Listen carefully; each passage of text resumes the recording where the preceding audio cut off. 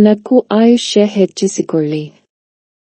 ನಕ್ಕು ಆಯುಷ್ಯ ಹೆಚ್ಚಿಸಿಕೊಳ್ಳಿ ಎಂದೊಂದು ಮಾತು ಇದೆ. ತುಂಬಾ ನಗುವವರ ಆಯುಷ್ಯ ನಿಜವಾಗಿ ಹೆಚ್ಚಾಗುತ್ತದೆ ಎಂಬುದರ ಬಗ್ಗೆ ಅಂಕೆ ಸಂಖ್ಯೆಗಳು ಸಿಕ್ಕಿಲ್ಲ.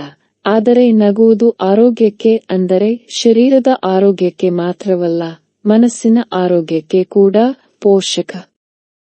ನಗುವುದು ಅತ್ಯುತ್ತಮ ವ್ಯಾಯಾಮವು ಎಂಬುದು ನಿಮ್ಮ ಗಮನಕ್ಕೆ ಬಂದಿರಲಿಕ್ಕಿಲ್ಲ. ಆದರೆ ಶರೀರಶಾಸ್ತ್ರಜ್ಞರು ಕಂಡುಹಿಡಿದ ಪ್ರಕಾರ ಒಳ್ಳೆ ಅಟ್ಟಹಾಸಪೂರ್ವಕವಾಗಿ ನಗುವಾಗ ದೇಹದ ಹೆಚ್ಚು ಕಡಿಮೆ ಎಲ್ಲಾ ಸ್ನಾಯುಗಳು ವ್ಯಾಯಾಮಕ್ಕೊಳಪಡುತ್ತವೆ. ಮತ್ತೆ ಯಾವ ಕ್ರಿಯೆಯೂ ಇಷ್ಟೆಲ್ಲ ಸ್ನಾಯುಗಳನ್ನು ತೊಡಗಿಸುವುದಿಲ್ಲ. ಒಂದು ಒಳ್ಳೆ ನಗುವಿನಲ್ಲಿ ದೊರೆಯುವ ವ್ಯಾಯಾಮದೊಡನೆ ಹೋಲಿಸಿದರೆ 5 ಮೈಲಿನ ವೇಗವಾದ ವಾಕಿಂಗ್ ತೀರಾ ಸಾಧಾರಣ ಎನಿಸುತ್ತದೆ.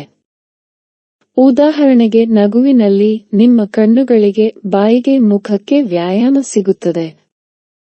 ಹಾಗೆಯೇ ಹೊಟ್ಟೆಯ ಮತ್ತು ಟೊಂಕದ ಸ್ನಾಯುಗಳಿಗೂ ನಗು ಅತ್ಯುತ್ಕಟವಾದ ವ್ಯಾಯಾಮವೇ ಸೈ. ಡಾಕ್ಟರ ಪ್ರಕಾರ ನಿಜವಾದ ನಗು ಮುಕ್ತವೂ ಆವೇಶಪೂರ್ಣವೂ ಆಗಿರಬೇಕು. ಇಂಥ ನಿಜವಾದ ಒಂದು ನಗು ಯಾವುದೊಂದು ವಿಟಮಿನ್ ಗುಳಿಗೆಗಿಂತಲೂ ನಿಮ್ಮ ಮನಸ್ಸು ಶರೀರಗಳಿಗೆ ಹೊಸ ಹುರುಪು ಕೊಡಬಲ್ಲದು. ನಗು ನಮಗೆ ಏನು ಮಾಡುತ್ತದೆಂದು ನೋಡುವ. ಇಂದಿನ ಯಂತ್ರಚಾಲಿತ ಯುಗದಲ್ಲಿ ಹೆಚ್ಚಿನ ಜನರಿಗೆ ಆಳವಾಗಿ ಉಸಿರಾಡುವ ಅಗತ್ಯವೇ ಬರುವುದಿಲ್ಲ. ಮನಃಪೂರ್ವಕವಾದ ನಗು ಒಳಗೆ ಸೇರಿಬಿದ್ದ ಕಲುಷಿತ ಗಾಳಿಯನ್ನು ಹೊರತಳ್ಳಿ ಹೊಸ ಸ್ವಚ್ಛ ಪ್ರಾಣ ವಾಯು ಬಾಯೊಂದಿಗೆ ಪ್ರವೇಶಕ್ಕೆ ಸ್ಥಳ ಮಾಡಿಕೊಡುತ್ತದೆ. ಇದರಿಂದಾಗಿ ರಕ್ತ ಸಂಚಾರ ತೀವ್ರಗೊಳ್ಳುತ್ತದೆ. ಜಠರದಲ್ಲಿ ಜೀರ್ಣಕಾರಿ ರಸಗಳ ಸ್ರಾವಕ್ಕೆ ಪ್ರಚೋದನೆ ಸಿಗುತ್ತದೆ.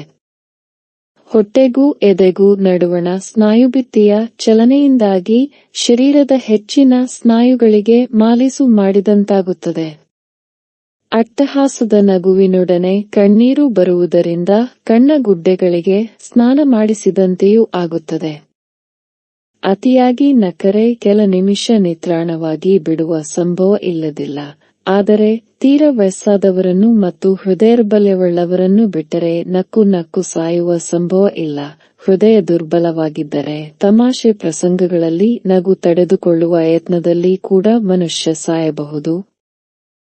ನಗಲಾರದ ಮನುಷ್ಯ ಹುಚ್ಚರ ಆಸ್ಪತ್ರೆಗಲ್ಲದಿದ್ದರೂ ಮನೋರೋಗದ ಡಾಕ್ಟರ ಸಲಹೆ ಪಡೆಯಬೇಕು. ಮಕ್ಕಳಿಗೆ ಚಿಕ್ಕಂದಿನಿಂದಲೇ ಮುಕ್ತವಾಗಿ ನಗಲು ಕಲಿಸುವುದೊಳಿತು. ಹಾಗೆ ಕಲಿಯದವರು ಪ್ರಾಯ ಬಂದ ಮೇಲಾದರೂ ಕಲಿಯಬೇಕು. ಸ್ವಾಮಿಗಳೊಬ್ಬರು ಭಾರತೀಯ ಸಂಸ್ಕೃತಿಯ ಹಿರಿಮೆಯ ಬಗ್ಗೆ ಭಾಷಣ ಮಾಡುತ್ತಿದ್ದರು. ನಡುವೆ ಅಭ್ಯಾಸಬಲದಿಂದಲೋ ಏನೋ ಒಂದು ಅಶ್ಲೀಲ ಶಬ್ದ ಅವರ ಬಾಯಿಂದ ಉದುರಿ ಬಿಟ್ಟಿತು. ಸಭೆಯೆಲ್ಲ ಗಹಗಹಿಸಿತು. ಕೆಳದರ್ಜೆಯ ಜನರಿಂದ ಈ ಮಾತುಗಳು ದಿನವೂ ಕಿವಿಗೆ ಬೀಳುತ್ತಿದ್ದರೂ ನಗುವುದಿಲ್ಲ. ಅಧಿಕಾರಸ್ಥರು ಅವಮಾನಿತರಾದದ್ದನ್ನು ಕಂಡು ನಾವು ನಗುತ್ತೇವೆ. ಅಸಂಬದ್ಧತೆಗಳಿಂದಲೂ ಶಾರೀರಿಕ ಅಥವಾ ವಾಚಕ ವಿಕಾರಗಳಿಂದಲೂ ವಿಚಿತ್ರ ಪದಭಾವಗಳಿಂದಲೂ ನೈತಿಕ ಕೊರತೆಗಳಿಂದಲೂ ನಗೆ ಉದ್ಭವಿಸುತ್ತದೆ. ಕುಚೇಷ್ಟೆಗಳು, ಅಣಕಗಳು, ಚಿಲ್ಲರೆ ದುರದೃಷ್ಟಗಳು, ಇತರರಲ್ಲಿ ಕಾಣಿಸುವ ಅಜ್ಞಾನ, ಬುದ್ಧಿಗೇಡಿತನ, ಫಜೀತಿ, ತೀವ್ರವಾದ ನಿರೀಕ್ಷೆ ಹುಸಿಹೋಗುವುದು, ವಾಕ್ಚಮತ್ಕಾರ, ಮೇಲಿಂದ ಮೇಲೆ ಇನ್ನೊಬ್ಬನು ಪದೇ ಪದೇ ಬಳಸುವ ಅರ್ಥರಹಿತವಾದ ಶಬ್ದಗಳು, ಹೌದು ಮತ್ತೆ ಎಲ್ಲವೂ ನಗೆಯನ್ನು ಉಕ್ಕಿಸುವಂತಹುಗಳು. ಹೋಟೆಲಿನಲ್ಲಿ ಹಳ್ಳಿಗನೊಬ್ಬ ಫೋರ್ಕು, ಚಮಚಿಗಳನ್ನು ಉಪಯೋಗಿಸಿ ಮಸಾಲೆ ದೋಸೆ ತಿನ್ನಲು ಯತ್ನಿಸುತ್ತಿದ್ದಾನೆ. ಇದನ್ನು ನೋಡಿಯೇ ನಿಮಗೆ ನಗು ಬರುತ್ತದೆ. ಏಕೆ ಈ ಗವಾರನು ಈ ಆಧುನಿಕ ಸಲಕರಣೆಯನ್ನು ಬಳಸಲು ಯತ್ನಿಸುವುದೇ ನಿಮಗೆ ಅಸಂಬದ್ಧವಾಗಿ ತೋರುತ್ತದೆ. ಚಮಚೆಯಿಂದ ದೋಸೆ ಕತ್ತರಿಸುವಾಗ ಅದರ ತುಣುಕು ಎದ್ದು ಹಾರುತ್ತದೆ. ಈಗ ನೀವು ನಗುವುದು ಅವನ ಅಪ್ರಾವೀಣ್ಯಕ್ಕಾಗಿ. ಅದು ಹಾರಿಹೋಗಿ ಬೇರೆ ಆಸನದಲ್ಲಿ ಅತ್ಯಾಧುನಿಕ ವೇಷದಲ್ಲಿ ಕುಳಿತ ಒಬ್ಬ ಸಾಹೇಬರ ಮುಖಕ್ಕೆ ಅಪ್ಪಳಿಸುತ್ತದೆ. ಈಗ ನೀವು ಭಯಂಕರವಾಗಿ ನಗುವುದೂ ಉಂಟು. ಹಾಸ್ಯ ಸನ್ನಿವೇಶವನ್ನು ಗ್ರಹಿಸುವ ನಿಜವಾದ ಯೋಗ್ಯತೆಯುಳ್ಳವನು ಬೇರೊಬ್ಬನು ಬಾಳೆಹಣ್ಣಿನ ಸಿಪ್ಪೆಯ ಮೇಲೆ ಕಾಲಿಟ್ಟು ಜಾರಿ ಬೀಳುವುದನ್ನು ನೋಡಿ ಮಾತ್ರ ನಗುವುದಿಲ್ಲ. ಸೈನ್ಯದಲ್ಲಿ ಯಾವುದೋ ತಪ್ಪಿಗಾಗಿ ಒಬ್ಬನಿಗೆ 12 ಬಾರುಕೋಲಿನ ಏಟುಗಳ ಶಿಕ್ಷೆಯಾಯಿತು. ಶಿಕ್ಷೆಯನ್ನು ಜಾರಿಗೆ ತರುವ ಅಧಿಕಾರಿ ಆರೋಪಿಯನ್ನು ಹಿಡಿದು ಹೊಡೆಯತೊಡಗಿದನು. ಆದರೆ ಆತ ತಡೆಯಲಾರದೆ ಗಹಗಹಿಸಿ ನಗುವುದನ್ನು ನೋಡಿ 6 ಏಟುಗಳ ನಂತರ ನಿಲ್ಲಿಸಿ ಯಾಕೆ ನಗುತ್ತೀ ಎಂದು ಅಧಿಕಾರಿ ಕೇಳಿದ. ಶಿಕ್ಷೆಯಾದದ್ದು ನನಗಲ್ಲ, ಆತನಿಗೆ ಅಂತ ಆತ ಮತ್ತಷ್ಟು ನಗತೊಡಗಿದನು. ಶಿಕ್ಷೆಯಾದದ್ದು ಮತ್ತೊಬ್ಬನಿಗೆ, ಆದರೂ ತಪ್ಪಿ ತನಗೆ ಪೆಟ್ಟು ಬೀಳುತ್ತಿರುವುದು ಅವನಿಗೆ ತಮಾಷೆಯಾಗಿ ಕಂಡಿತು. ನಿಜವಾದ ವಿನೋದ ಪ್ರಜ್ಞೆ ಇರುವವರು ಇವರು.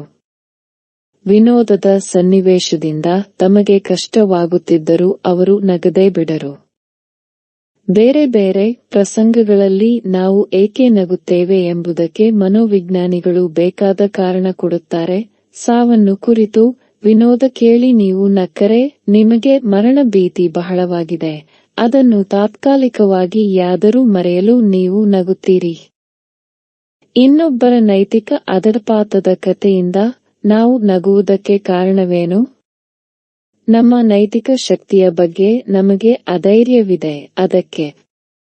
ಆದರೆ ನಗೆಗಳಿಗೆ ಒಂದೇ ಪ್ರಬಲ ಕಾರಣ ಹೇಳಬೇಕಾದರೆ ಅಸಂಬದ್ಧತೆಯ ಪ್ರಜ್ಞೆ ಎನ್ನಬೇಕಾಗುತ್ತದೆ. ಚಾರ್ಲಿ ಚಾಪ್ಲಿನ್ ಅಭಿಪ್ರಾಯದಲ್ಲಿ ನಿಜವಾದ ನಗೆ ಉದ್ಭವಿಸುವುದು ಯಾರಿಗಾದರೂ ಹಾಸ್ಯಾಸ್ಪದವಾದದ್ದೇನಾದರೂ ಆಗಿ ಬಿಂಕ ಉಳಿಸಿಕೊಳ್ಳಲು ಏನೂ ಆಗಿಲ್ಲವೆಂದು ನಟಿಸಲು ಯತ್ನಿಸುವಾಗ. ಥಿಯರಿಗಳು ಏನೇ ಹೇಳಲಿ, ನಮ್ಮಲ್ಲಿ ಹೆಚ್ಚಿನವರಿಗೆ ನಿಜವಾದ ವಿನೋದ ಪ್ರಜ್ಞೆಯ ಕೊರತೆ ಇದೆ. ಇತರರು ನಗುವುದನ್ನು ನೋಡಿ ನಾವು ನಗುತ್ತೇವೆ. ಅಷ್ಟೇ. ಇದನ್ನು ಮನಗಂಡು ಕೆಲ ನಾಟಕ ಕಂಪನಿ ಮ್ಯಾನೇಜರರು ಹಾಸ್ಯ ಸನ್ನಿವೇಶಗಳಲ್ಲಿ ನಗುವನ್ನು ಪ್ರಾರಂಭಿಸಲು ಸಂಬಳ ಕೊಟ್ಟು ಕೆಲ ಜನರನ್ನು ಪ್ರೇಕ್ಷಕರ ಆಸನಗಳಲ್ಲಿ ಅಲ್ಲಲ್ಲಿ ಕೂರಿಸಿರುತ್ತಾರೆ. ನಿಜವಾಗಿಯೂ ನಟನ ಮಾತಿನಲ್ಲೋ ಕೃತಿಯಲ್ಲೋ ಇರುವ ಹಾಸ್ಯ ಬಹು ಜನರಿಗೆ ಅರ್ಥವಾಗುವುದಿಲ್ಲ. ಕೆಲವರಿಗೆ ಎಷ್ಟೋ ವೇಳೆಯ ನಂತರ ಅರ್ಥವಾಗುತ್ತದೆ. ನಾಟಕ ನೋಡಿ ಮನೆಗೆ ಬಂದ ಮೇಲೆ ಅರ್ಥ ಹೊಳೆದು ಹಾಹಾ ಎಂದು ನಗುವವರೂ ಇದ್ದಾರೆ. ಇದಕ್ಕೆ ವಿರುದ್ಧವಾದ ಮನೋವೃತ್ತಿಯ ಬಗ್ಗೆ ಒಂದು ತಮಾಷೆ ಇದೆ. ಒಂದು ಪಾರ್ಟಿಗೆ ಹೋಗಿದ್ದವನು ಮನೆಗೆ ಬಂದ ಮೇಲೆ ಅಕಾರಣವಾಗಿ ಗೊಳ್ಳನೆ ನಗತೊಡಗಿದನಂತೆ. ಹೆಂಡತಿ, ಏನು ಹುಚ್ಚು ಹಿಡಿಯಿತೆ ಎಂದು ಕೇಳಿದಳು. ಹುಚ್ಚಲ್ಲ ಮಹಾರಾಯಳೆ ಎಂದ ಪತಿರಾಯ. ಪಾರ್ಟಿಯಲ್ಲಿ ಒಬ್ಬ ಒಂದು ತುಂಬಾ ತಮಾಷೆಯು ಕತೆ ಹೇಳಿದ. ಆದರೆ ಅವನಿಗೂ ನನಗೂ ಜಗಳವಾಗಿರುವುದರಿಂದ ನಾನು ಬೇಕೆಂದೇ ನಗಲಿಲ್ಲ, ಈಗ ನಗುತ್ತಿದ್ದೇನೆ ಎಂದ.